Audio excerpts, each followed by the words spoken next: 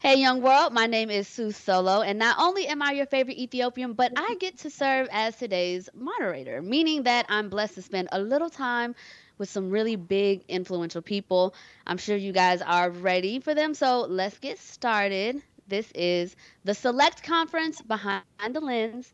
Today's super dope and talented guests are three reputable and lovable photographers. We have, of course, Cam Kirk of Atlanta, Georgia. By way of Maryland, we also have Mark Clennon of New York City by way of Florida. And 20K Visuals, the Miami native himself. Hey guys. What's What up? up? What's What up? up? Happy quarantine 2020. Yeah, Exactly. appreciate it. I've been moving It looks around like though. it's been good to you guys. Uh, as good as it Life can be. is good. Yeah. Yeah, making the best. I know you guys are normally behind the camera, but please don't be afraid to talk. I'm a really nice person in real Cam, life, okay? Cam, Cam normally in front of the camera, so he good. See how he just Yeah. over I'm there with famous, the. so I We don't do a care. mix. This I don't do this, so yeah, this definitely new for me. All right, I know I we don't got you, have to go. friends. Don't worry. Don't worry. I got you 20K. It's all good. So let's get into it, okay? My first question is going to be for Mark. Mark, you ready? I'm ready. All right. So you have actually had quite the journey. I am a little bit familiar with your career. I remember around the time that you started, but what actually made you pack up and move from Florida to New York City? And also, what made you pick up a camera? Oh, well, to move to Florida, from Florida to New York, I just wanted to be a bigger fish in a bigger pond. You know what I'm saying? Like, I feel like I had extended my stay. I was living in Tampa, went to school there, and I just felt like I wanted to just move to a bigger city to try to just make some shape in a bigger city. So it was between Atlanta and New York, and I just had an opportunity to move to New York and do advertising. And then in terms of that, like I was working in tech and advertising. It really wasn't what I was into in a way. I didn't like my work environment, so I just tried to find an escape, and I started just taking photos with the iPhone. And then people would ask me, "What kind of camera do you use?" I'm like, "Okay, so I must be pretty good with the iPhone." So then I got a real camera and just started going from there. And then I was using all my skills that I learned like in advertising to market myself and like get the clients that I needed to Oh, to wow. maintain a business. So that's kind of how I found my way into photography. And now that I'm here, like it's all about like telling the black story and making sure that the authority behind the camera are people who know the culture and live the culture. So I love that. yeah, Now, Florida is completely different from New Mm. York City. Most people will even say that Florida, honestly, is just a world of its own. it's It's crazy. almost like it's not a part of the United States. So, how do you make that adjustment going to New York City? And not only that, like I feel like the adjustment to New York City is aggressive. How were you able to really, really penetrate New York City? I know it's easy to say, I used the lessons I already had, but clearly Got there you. were some things that you had to pick up along the way. So, what would you say those things are? Well, I think the first thing, like New York is a big city. A lot of people move to New York. All the people I'm with now are from Florida, for the most part, are from the South. So like, it's not like I had to switch up, who I am, like, and what I like too much because I was able. You're gonna find those people from the South. Me being a Southern person, you're gonna find the people from Florida, Atlanta, Tennessee. So really, like my network in terms of like the type of people I'm interacting with and just vibe with are still Southern people. It just like it takes a while. It took a while for me to kind of find the pocket of people that I vibe with. But I think another thing is like your name speaks for itself, and like nobody started taking me serious until I took myself serious, right? So once I started being consistent with my art, being consistent with my work, people gravitated themselves to me, and I was able to kind of build my network from there. But like, it's really just my name that spoke first, and just my work ethic. I think like that's going to trump all. Like working hard. It's not even about being the best photographer in many cases. It's about finding yourself in the right places, and the best way to put yourself in the right places is hard work, right? So that's kind of like how I take it. I have a mantra, brick by brick. So just the everyday mundane Mhm. little things I can do to make myself better is what I'm focused on, and things attract themselves to me. So like that goes with anything, whether it be like music, photography, public speaking, anything like that. Like it's all about the work being the brand, and then you can kind of shape it from there. That's awesome. Now, I actually heard you say a key word. You said Trump. So let's just get into it. The legendary Trump Tower photo. Walk us through that entire day. How did this happen? Yeah, so that Trump Tower photo, obviously, I think right now is probably the biggest image of my career. Um, I didn't make a business of shooting protests. It was just I live in Harlem right now, and the protest was walking right by my house. I grabbed my camera. I was like, let me just step out and like see, just talk to the people. And so we were just walking. Um, and I'm taking a lot of photos on the way there, but for the most part, I'm protesting. I'm really chilling. I'm not taking as many photos as people might think. So I'm just walking around, and I knew based on like the geography, I knew where the Trump Tower was because it's right by the Apple Store. So I saw that we was going to be like maybe like a mile away from the Trump Tower. I'm like, yo, I think I need to be there. I was in the middle of the protest, so I like hopped on a city bike. Like you can rent these little bikes in New York. Hopped on the bike, jetted to the front of the line, and let the line come. Like jetted to the front of the protest and let the protest come to me. Mhm. And people walked by and realized I was Trump Tower, and like it kind of escalated. People are like a little bit more angry because you had like a symbol that you like we're obviously against. So I seen the gentleman with a do rag. I'm like, I saw him from the front, from the side. I didn't get the front of his face, so I went behind him and we all like kneeled down because when you're in the front of the protest and it's a big one, the people in the front kneel down to let the rest of the people catch up. So when they kneel, I just kneel behind him with my camera, like, yo, he gonna put his fist up. I have a feeling. And so as soon as he put his fist up, I snapped the picture. The first frame I took was the one, and then I posted it May 30th. Time called the next day, and I was in Time Magazine the next week, and it just kind of went crazy from there. And like a lot of metrics, 36 million impressions, half a million likes, It 80,000 definitely followers. went viral. Yeah, so it went viral. But it's crazy because it's like, all the success is on the back of a man who died on camera, right? So like, why does it take a man being murdered for black creatives to get the platform that we've been asking for? You know what I'm saying? So like, I have a lot of mixed emotions about that because all this attention I'm getting from all these magazines I've been begging to try to get into early in my career, like now y'all paying attention because um, a black man died and y'all don't even know any other black photographers. Mm, So mm. um, the way I'm approaching it now is like, I'm looting these brands to make sure that I can bring the credibility back to the culture, back to us, Right. right, to our black-owned publications, to really tell our story. So it's a conflicting thing, but I'm glad I was there to like document that time and make sure like the story is told in the right way and let people know that looting and rioting is a part of these protests. It makes it loud, and it's our job as creators to like give it nuance to make sure people are reminded why we out here doing this and why we're angry. So it's like an honor to be a part of it, but also very sad at the same time.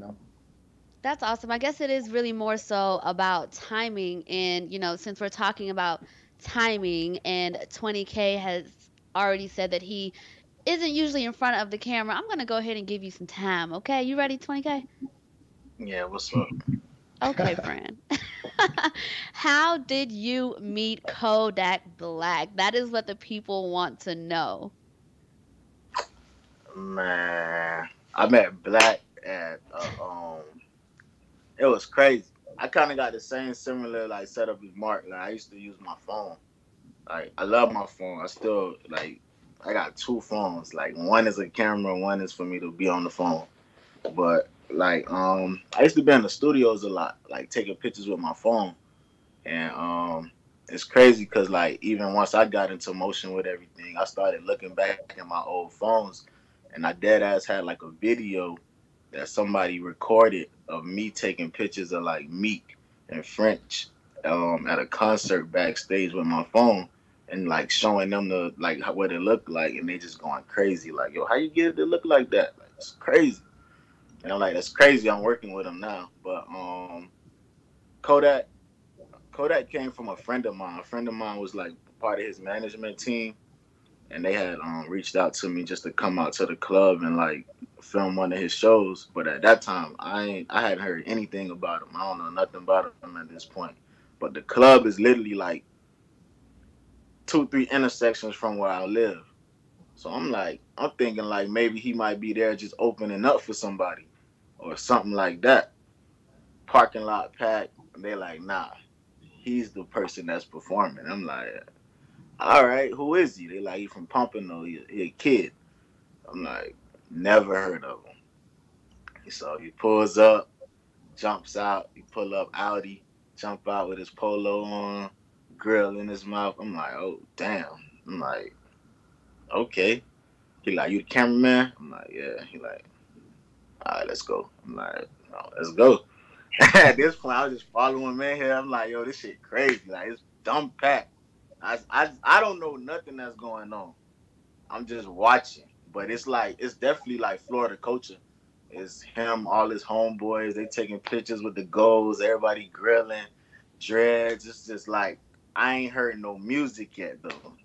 I Wow. heard the music. He walked on stage, word for word. I was like, all right, this something right So here. 20K, at So that this was pretty point, were much you it. still shooting with your phone or did you have an actual camera? At this point, I don't even own a camera. I used to Wow. have like my homies that shoot, they came with me. I was the plug. I'm the plug on the artist. I'm getting you in the room. I own the content. When this shit come out, it says 20K. You cool with that? All right, come on, let's go. We in the studio Okay, with it. that's the So Miami I, I'm I talking did about. that That's for the a while. Miami I know. I like So that. that's what I did for a while, and then I just dead ass. I borrowed my mom's husband camera. He had a Nikon 3200. I borrowed it. I ain't know how to use it. Like, um, I tried to make it work. I tried to get me and my homeboy on the road with Kodak, but they was like, bro, that's definitely not in the budget. Two people. I was like, so it's not gonna happen. But in my way, I was just like, I can't let this slide. Like my friend had a 9 to 5. I'm seeing the schedule. I'm like, yo, this shit jumping. I'm like, teach me how to hit record, and I'm gonna like send you the files, Google Drive, and you send me back the edit. That's how we snapped. We took off on that first, and then it was just one day. Like I just was in the hotel room. Like I'm gonna figure this out. Like I always seen him drag the clips onto here and then put it together. And I did that shit one night and hit the space bar. That shit went crazy. I said, "Oh, it's over."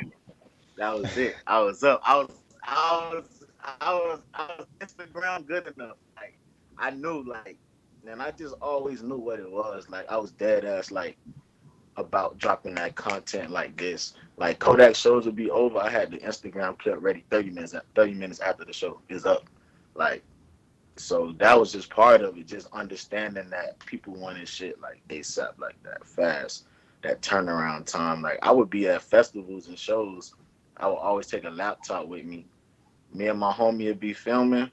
At one point, he leaves. He goes to edit. I'm still filming. When he comes back with the edit already halfway done, I finish the rest. We posting while we at the festival because I'm trying to get the attention of the festival, the people that's in control. Like who didn't hire me? Whoever didn't hire me, I'm gonna show you why you should have hired me. And that's what I was on. I'm coming with it. Kodak Black just got off the stage. Kodak Black Instagram clip is up. Who did that? Yeah, exactly. It Tossiba. definitely Like this sounds how it like moved. you and Mark have, humble beginnings. You guys made a way. You fought your way through this industry. So I want to get to Cam Kirk because Cam is someone that I know to have fought his way through a lot of different things. And that's just not even because, a personal conversation. It's because living in Atlanta, you're going to hear about Cam Kirk. Cam, when did you actually move to Atlanta? Um, so I moved to Atlanta in 2007. I came here to go to Morehouse. I actually moved here to become a doctor. That was what I convinced my parents that I was going to medical school. And Morehouse graduates the most black men into medical school every year. That was my whole pitch. So that's what I thought my life was going to be. Wow. So you actually thought you were going to be a doctor, or that was your Yeah, pitch to getting to Atlanta? Dr. Kirk. I thought that for like a semester, about half a semester. Okay. I was young. When you're young, you just kind of tell your parents whatever makes them smile. When they say what are you gonna be? I'm gonna be a doctor. And that always, I just remember it lighting their face up. But I had did no research on what it takes to be a doctor. I didn't even know about medical school and taking this test to go here. I knew nothing about it. So it Did you really have the wasn't. grades? Yeah, I had good high school grades. So Okay. when I went to Morehouse and I sat in, they put you with your pre-med kids and you're in biology class, and biology was OD. Like, it was no way I was passing that class. And I remember they would be studying, they would be so into it. And I was just like, bro, like what? And I remember one day, one of the kids, his older brother was going through the process and he was like 29. And he was like, oh yeah, my brother's about to be official, about to be a doctor. And I was like, wait, your brother's 29. He's not a doctor already? They was like, no, you don't become a doctor till you're like 29, 30, and then you start making money. I'm like, hell no. There's no way I'm going to live my whole 20s and I don't make no money. And I changed my major. I literally changed my major that day. I went and I just picked something. I was like marketing, business marketing. Wow. No clue what I was going to do with that. But, I think marketing and what I learned from a marketing perspective is 100% why I'm here. Kind of like what you said, Mark, about advertising. Like, that background is the reason why I approach photography and this industry different than, what came before me. I mean, it's marketing. In the end of the day, you got to know how to market yourself. And I think us three on this call are probably three of the best at that when it comes to this industry, for sure. I can imagine, photography, I think, is one of those careers that sometimes comes off as thankless. We see this content all the time and we love it and we're sharing it on our social medias, but most of the time people don't know who actually captured this content. So it is really amazing to me that the three of you guys were able to put your marketing brain on to really brand yourselves. Speaking of education, Cam, you get a lot into that. You educate so many other people on how to use photography, or their equipment. What are some of the things that are important to you as a creator to teach others? I mean, the whole process of paying it forward and teaching others, I've always felt as a responsibility that came along with whatever level of success I achieved.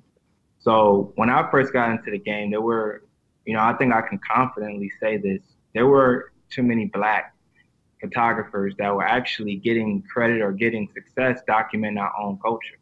I mean, in 2019, we had our first Black woman shoot the cover of Rolling Stone.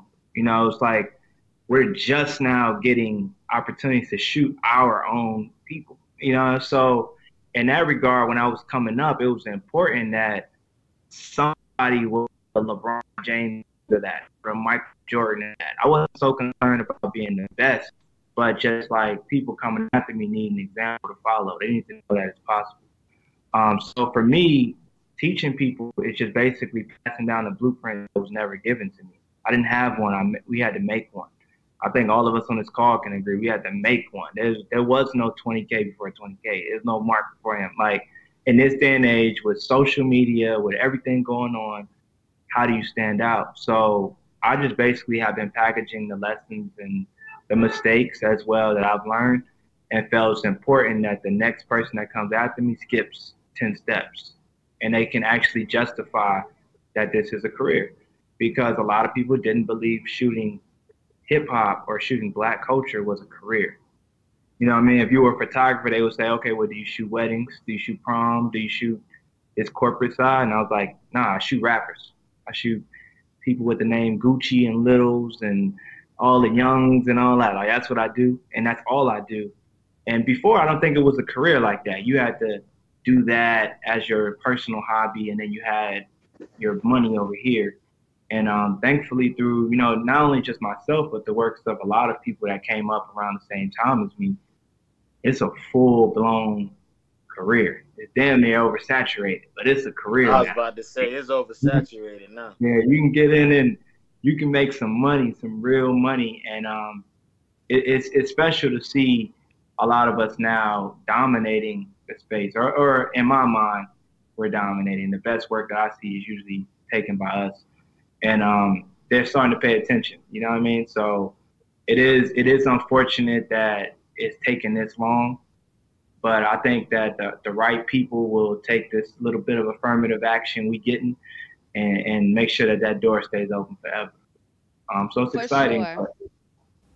For sure. It's definitely a good time to be alive. I feel like us being able to go through this transition and to see where the world is going. I mean, it's extremely inspiring. Now, you all have worked with several different artists, so either one of you, please feel free to answer. Who has been the most exciting artist that you have worked with and why? Sheesh. Definition of exciting. Exciting. Something that just maybe this artist sparked some creativity. Maybe this artist I has ain't gonna lie. Um, You're gonna make some man. enemies, bro. You better be careful. Be careful what Nah, you nah, say. nah, I'm not gonna do that. I'm definitely not gonna do that. Listen, we're just But all right, asking who is I'm the gonna ask most this. Names. exciting. I'm gonna say two things. One of the realest I've ever worked with, Yo Gotti. After that, my man's Meek.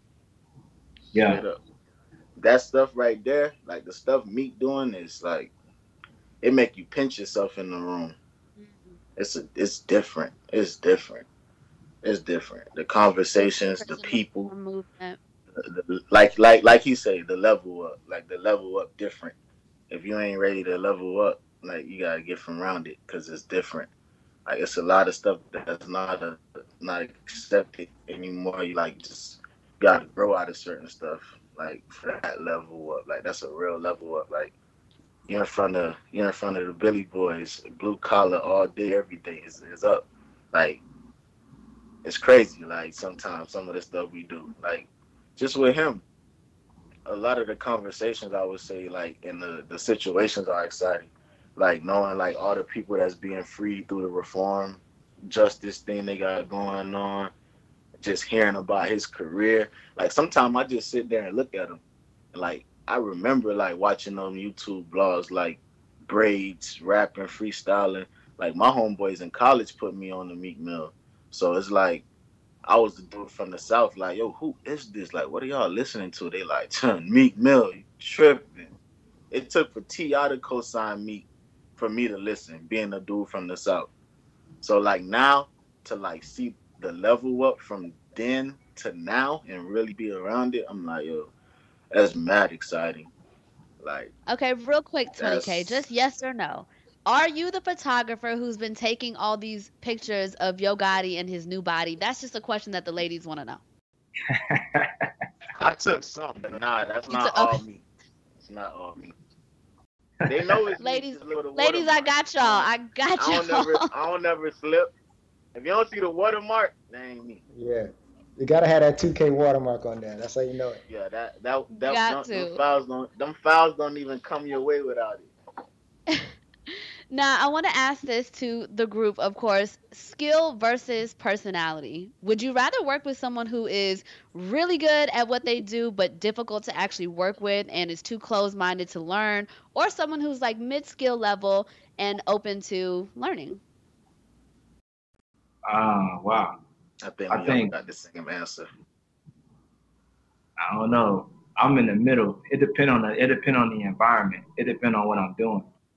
Um, if it's time for teaching lessons, I obviously take the one that has a better personality. But when we in the field, I don't care about your personality. Like I need somebody that can get it done.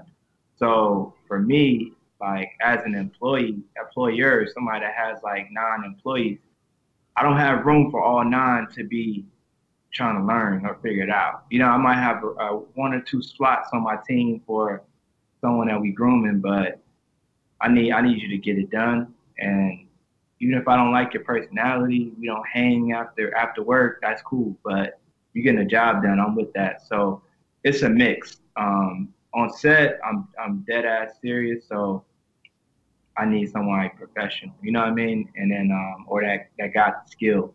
But in leisure, if we're just hanging, I'll groom someone for sure. No problem. That's dope. Mark, you seem to have such like from what I remember, like a cool, like laid back personality. So Yeah. how would you answer this question? Yeah, I'm a laid back person.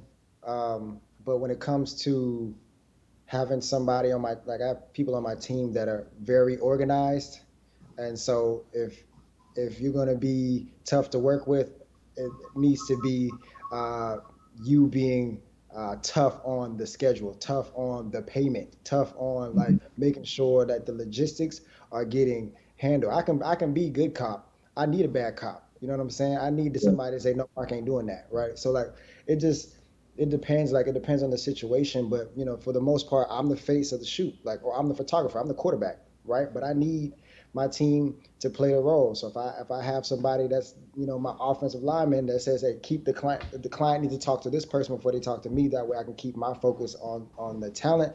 Then that needs to be it. I feel like Cam was saying, I need a mix of both. Like it's everybody knows their role, and we execute on that role. And honestly, at the end of the day, if something goes wrong, I can't say, oh, it was such and such fault on my team. It's my fault. So I just have to make sure that I'm protecting the shoot, protecting the overall outcome. So I'm a laid back person, but if something is going to affect the quality of the work and my name's going to be on something, like I'm gonna have to you know not be as friendly. But for the most part, like setting boundaries early, saying what I will and won't do early, work well.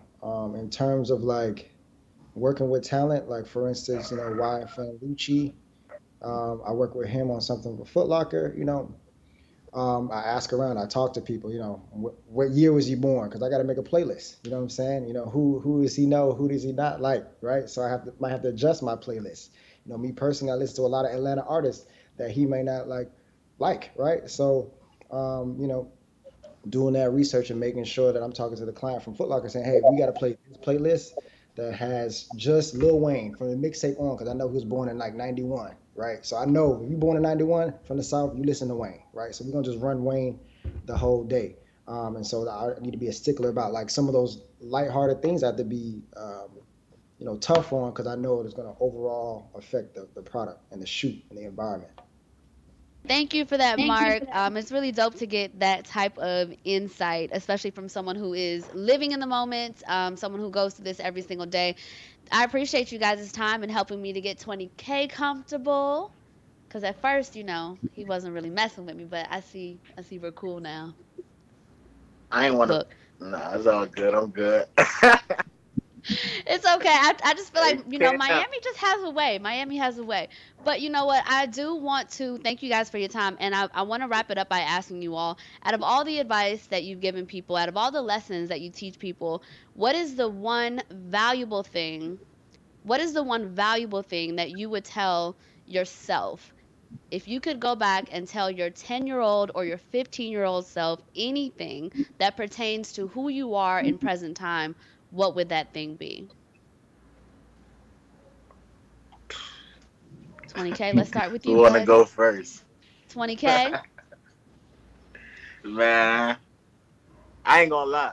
I would have like when I got like in my college days, I ain't finished school, but I definitely didn't know what the hell I wanted to do, and I went. I definitely would have like took some marketing classes. Like I'm just thinking now, like if I actually would have like took those classes along with how I just think now, sure would be crazy. But yeah, like I don't know, I probably would educate myself different.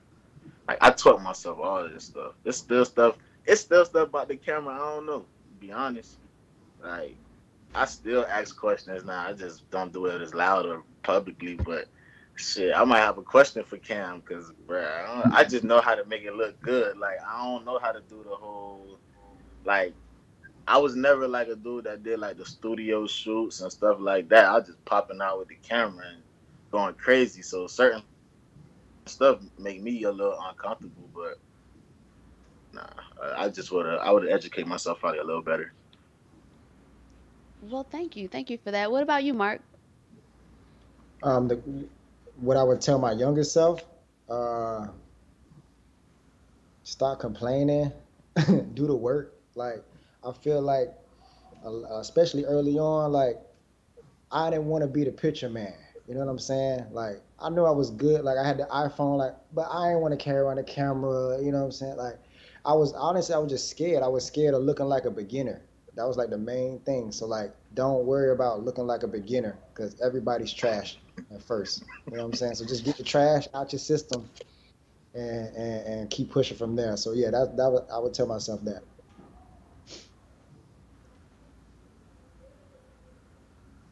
Dr. Kirk. I think I would have told myself, I would have told myself that basically you're enough. And I say that to say my entire career, my entire life, I've shaped my life to be a piece of somebody else's puzzle. And it's taken me, I could probably count, probably not even on my hands anymore, 10 different times where my heart was set that I was supposed to be this for this person or this for that person. And God just snatched me out of it. You know what I mean? Like, just like, nope, that's not what you're supposed to do. Nope, that's not what you're supposed to do. And even to this day, I find myself like, man, if I met this person and if I was able to do this for them, like I would love to be that. And then it's like, it don't work. But every time that I really focus on myself, whether it's my studio, whether it's any other business ideas I have, they take off like a rocket. So God has been telling me that for a while, that, you're not meant to be a part of somebody else's puzzle. You are the puzzle, and people are meant to, tap into what you got going on. It took me some years to figure that out. I wouldn't say it's wasted years, but it took some learning to figure that out, to get where I'm at today. But if I could do it all over again, I would have told myself that from the beginning, and I would have invested a lot of the same energy I put into others more focused it in myself.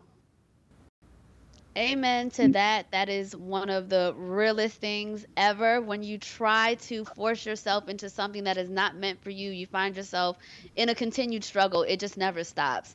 You guys, I had a lot of fun talking to y'all today. I got a lot of insight. I'm actually probably even more of a fan of the three of you now than I was before. Thank you guys for talking to me today, and I look forward to your continued success and all these epic viral photos that are yet to come. Sure. Thanks for having For us. sure. Thank you. Okay, I appreciate 20K, this as well. yes. Once I again, this is appreciate the this as Select well, Conference. Yeah, thank you. Once again, this is the Select Conference Behind the Lens, and I am your girl, Sue Solo. Bye.